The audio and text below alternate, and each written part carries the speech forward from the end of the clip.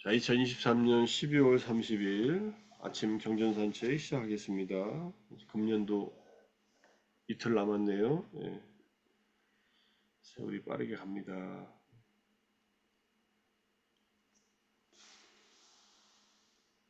자, 법구경 222번째 개송 제17장 분노품의 안냐따라 비쿠 어떤 비구 이야기입니다. 마치 흔들리는 마차를 제어하는 것처럼 참으로 생겨난 분노를 제어하는 사람, 그를 나는 마부라고 말한다. 다른 사람들은 고삐를 잡고 있을 뿐. 흔들리고 뭐,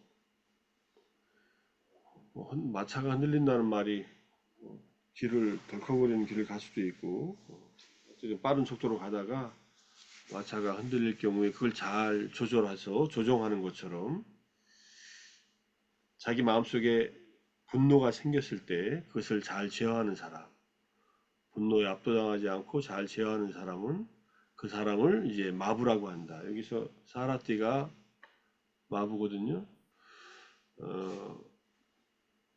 아누따로 뿌리사 담마 사라띠 할 때 어리석은이도 잘 길들이시는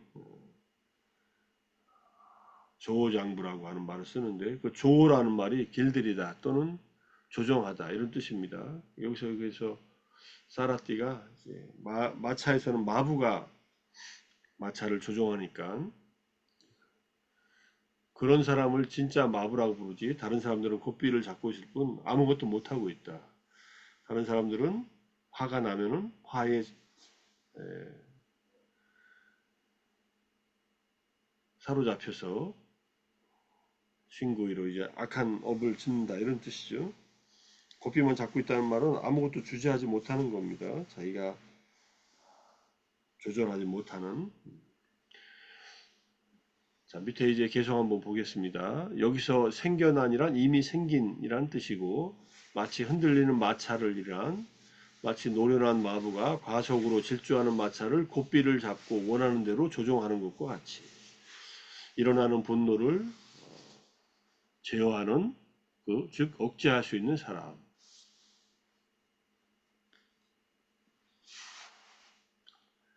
그를 나는 이란 그를 나는 마부라고 부른다 이런 뜻입니다. 그래서 땀 아함이라고 하는 여기서 쓴 말이 요 말을 갖다가 이제 분석해 가지고 땀 아함이라고 분석해 놓은 거예요.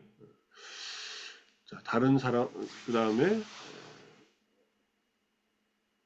다른 사람들을 이란 그러나 다른 사람들은 즉 왕이나 왕자 등의 전차를 모는 사람과 같은 다른 사람은 단순히 고삐를 잡은 사람이지 뛰어나게 마차를 모는 사람이라고 하지 않는다.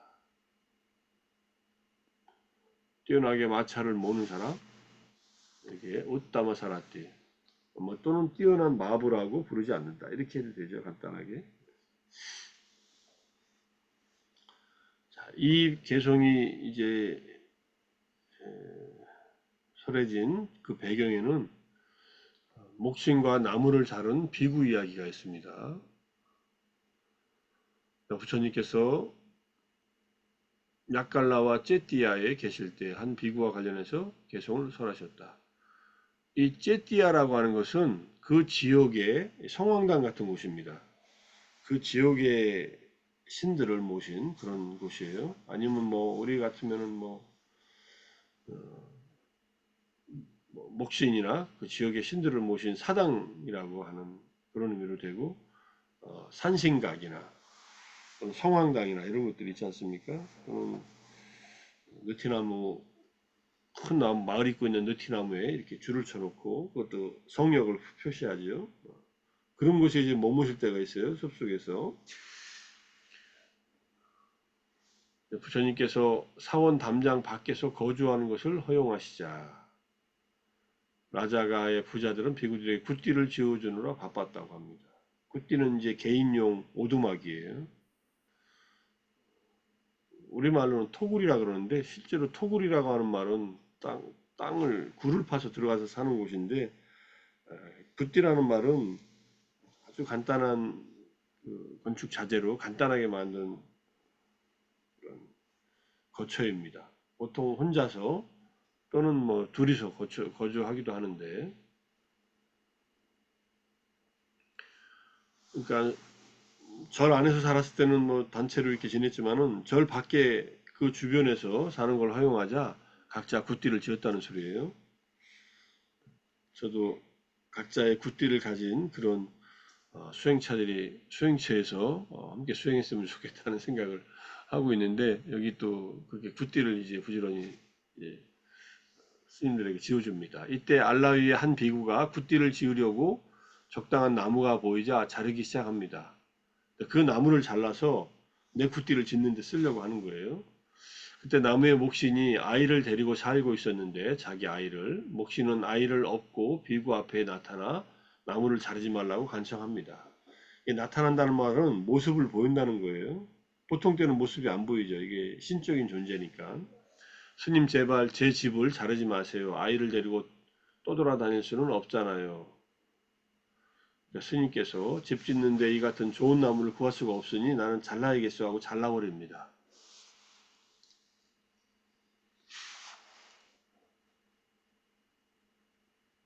그래서 목시는 비구가 아이를 보게 되면 나무를 자르지 않을까 생각해서 아이를 가지 위에 앉히는데, 비구는 도끼를 높이 쳐들어 내리치는 순간에 멈추지 못해서 그냥 그 목신의 아들의 팔을 잘라버립니다.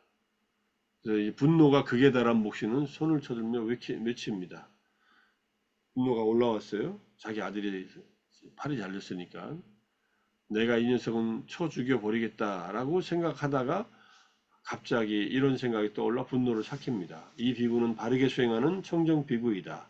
내가 그를 죽이면 나는 지옥에 떨어질 것이다. 다른 목신들도 비구들이 자신의 나무를 자르면 어느 목신이 이럴 땐 비구를 죽였다라고 생각하고 나를 따라서 죽일 것이다. 그러니 그에게 스승이 있으니 가서 이 일을 따져야겠다. 부처님에게 찾아갑니다. 이제 부처님께서 이제 이 이야기를 듣고서 핵심은 이 목신이 화가 나서 죽이려고 했지만 참고 여기에 왔다고 하니까 잘했다고, 참은 걸 잘했다고 하는 겁니다. 그리고 나서는 이제 개성을 읊고 이제 마침 목신이 막 떠나간 제따와나, 이거는 이제 라자가 하니까 제따와나는 반대쪽이라고 보자면 코살라 나라에 있는 사부성에 있는 절이고, 여기 지금 마가다에 있는 절은 이제 마가다 왕국에 있는 거니까 서로 다른 나라에 있는데, 그 나라에 이제 코살라에 있는 제따와나 간다고티 가까운 곳에 목신이 떠난 나무를 가르치며 그 나무에 가서 살아라 이렇게 얘기합니다. 그래서 목신은 그 나무에 올라가 살았다. 목신이 나무에 올라가서 산다는 말을 우리들은 어떻게 받아들여야 되나요? 쉽게 믿기는 쉽지 않지만은, 나무가 신이 아니라 나무에 사는 신이 있다는 겁니다. 숲 자체가 신이 아니라 숲에 사는 신들이 있다 이런 뜻이에요. 숲에 사는 신을 우리는 산신이라고 하지요. 그래서 이제 목신들은 그러면 어떤 나무에 있느냐 이렇게 제가 수행하는 분에게 여쭤보니까 모든 나무에게 다 있다 이렇게 얘기하더라고요. 작은 나무는 작은 목신이, 큰 나무는 큰 목신이.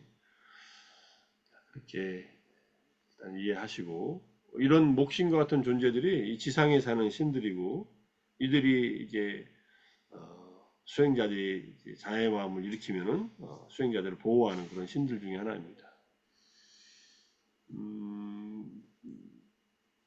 그래서 절에 이제 큰 나무들이 입구에 있는데, 그 나무들에는 주로 이런 목신들이 살고 있어서 목신에 대해서 잘 이렇게 해야지, 잘못하면 이렇게 여기 지금 죽이려고 하잖아요. 해코지를 할 수도 있는 신들이에요. 모든 목신이 다 부처님의 제자는 아니니까.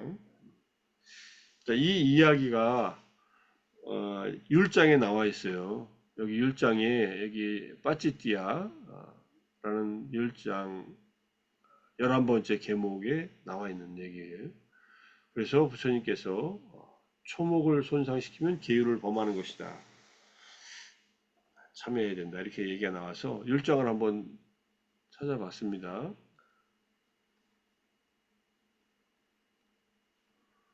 이게 초목에 관한 율장입니다.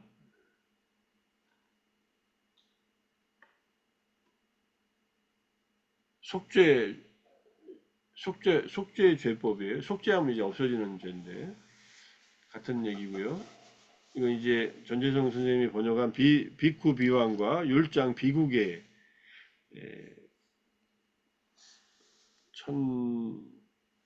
1400페이지인가 뭐 어디 있는 내용입니다.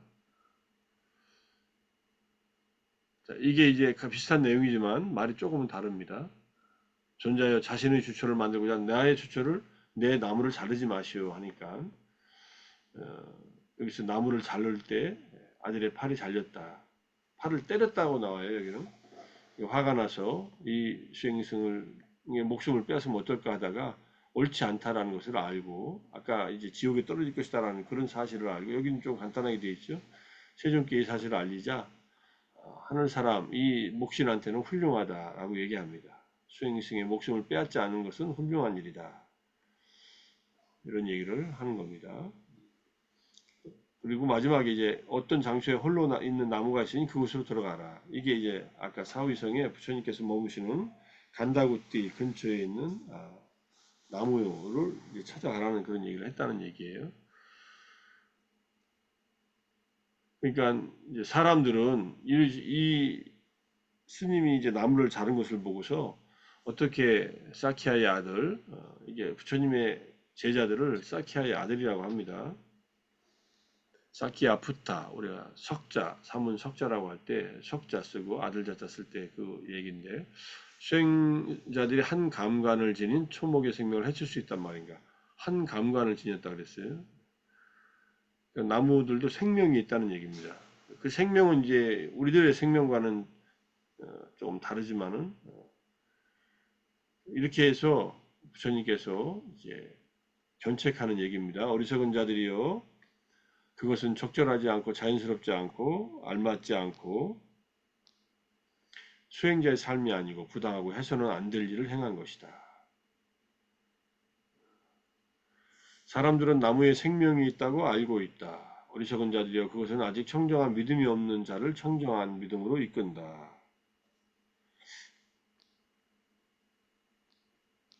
등등 해가지고 나무를 자르거나 베는 일은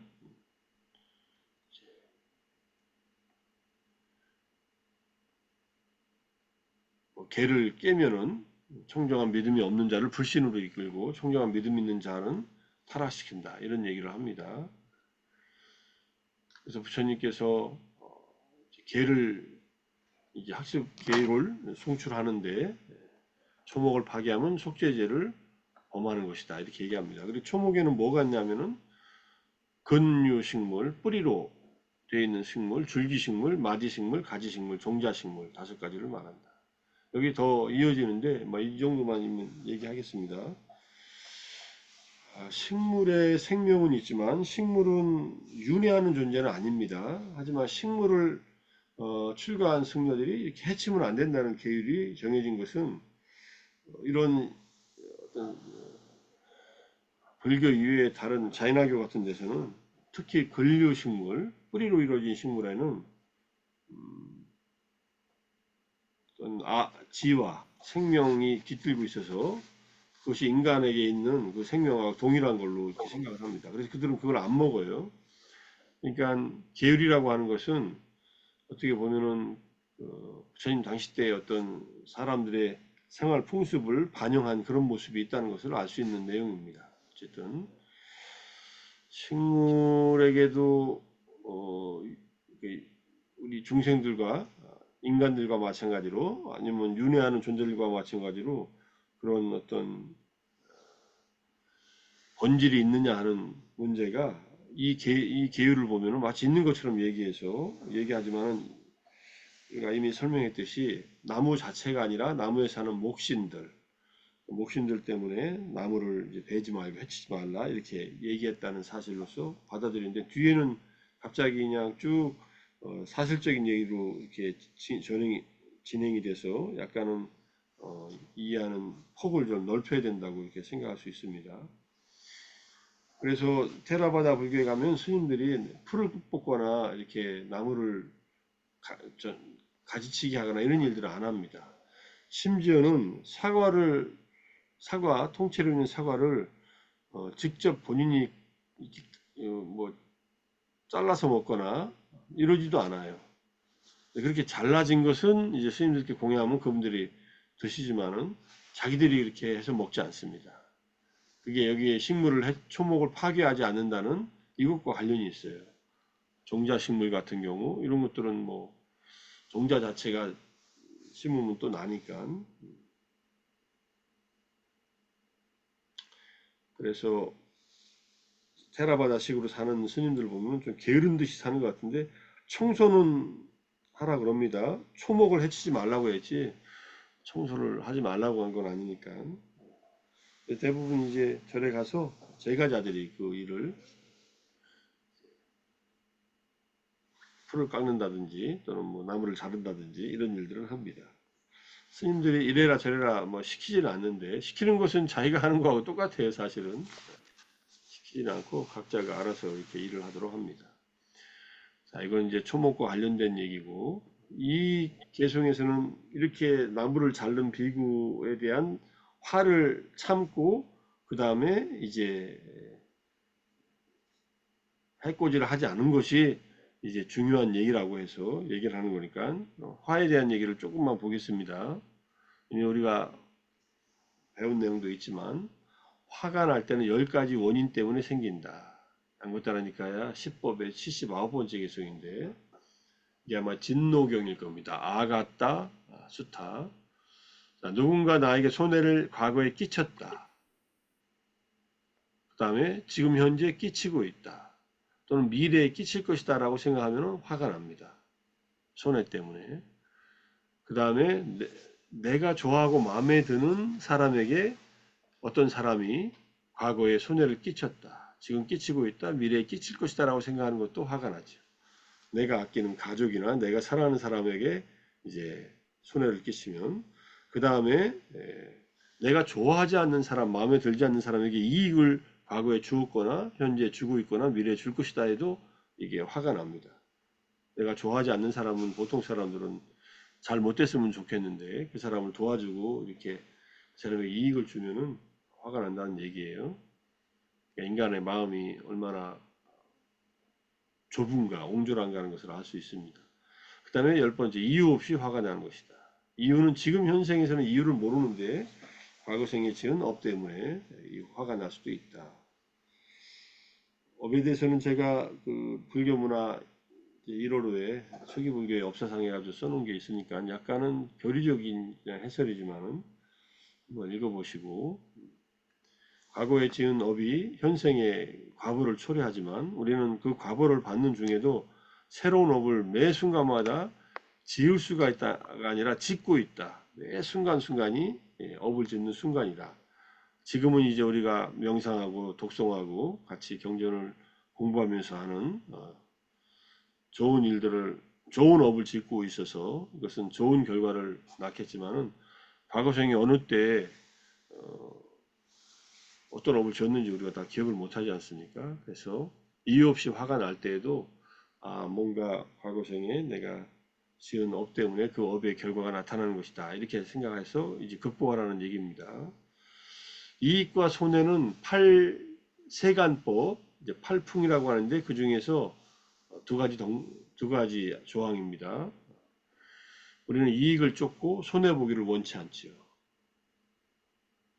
그러니까 이익과 손해에 대한 생각 때문에 사람들이 화를 낸다는 것은 아주 분명합니다.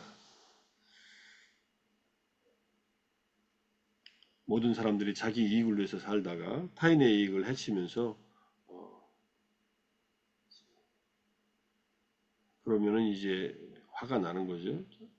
목신이 자기가 사는 거처를 파괴하지 말라라고 했을 때 목신한테 거기 사는 것이 이로운 일인데 나무를 잘라내면 이제 살 곳이 없어지잖아요.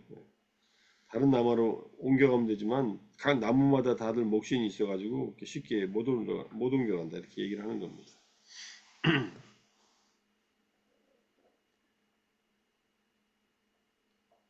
자, 어쨌든 화가 날 때 이런 상황에서 화가 나고 뭐 화나는 상황은 더 많이 있지만 이것만 얘기하고 그 다음에 우리가 속냄을 제거하기 위해서는 자해를 닦아야 한다. 마음 챙김만 닦아서는 안 된다. 자해를 닦아야 된다. 이렇게 말씀하신 경전.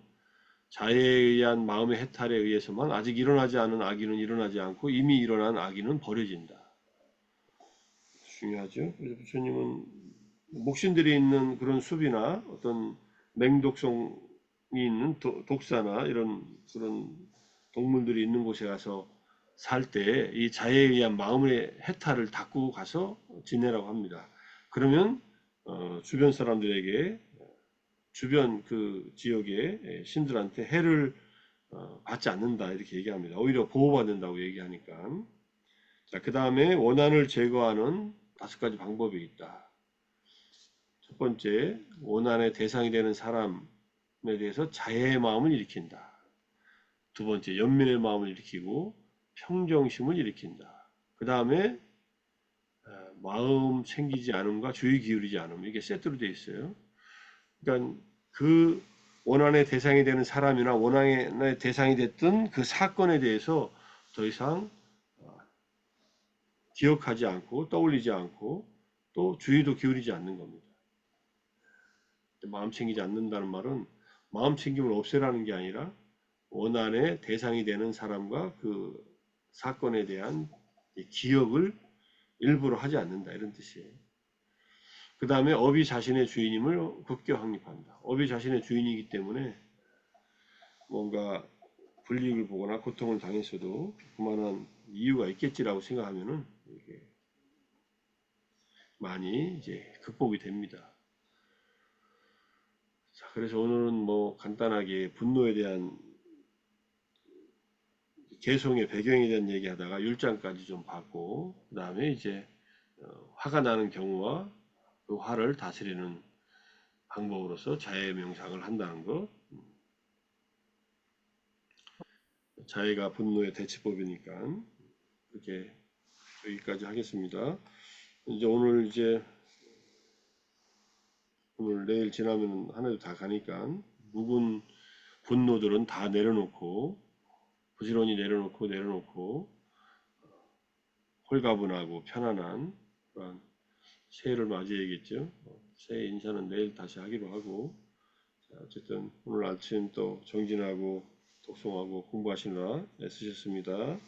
모두 오늘 하루 분노 없이 자유에 의해서 마음이 자유로울 수 있는 하루가 될 수 있도록 한번 마음을 먹고 노력해 보겠습니다. 수고하셨습니다. 감사합니다. 감사합니다. 고맙습니다. 자, 감사합니다. 감사합니다. 감사합니다.